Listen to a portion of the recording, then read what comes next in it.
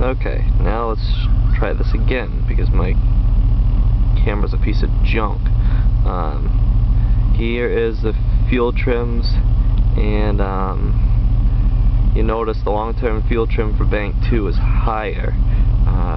It's probably dumping in more fuel thinking it's a lean condition, but there is no vacuum leaks, there isn't anything I can find on here. I don't know if it's a sticking valve or what.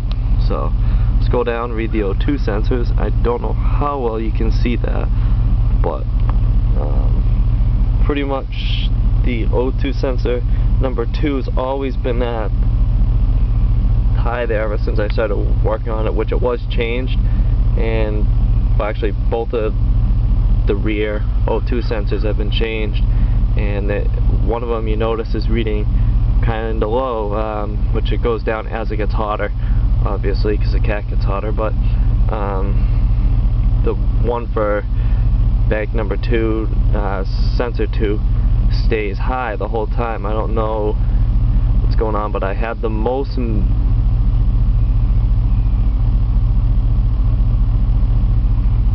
of the misfires, and cylinder 6 was my biggest culprit. I can't get it on this scan tool. One of my friends scanned it in on his Tech 2, but I don't know what to do at this point. I don't know if anybody can help me out, which would be really cool.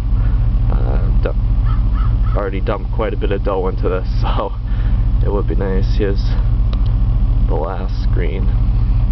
So, alright, thanks, and hope you guys can help me.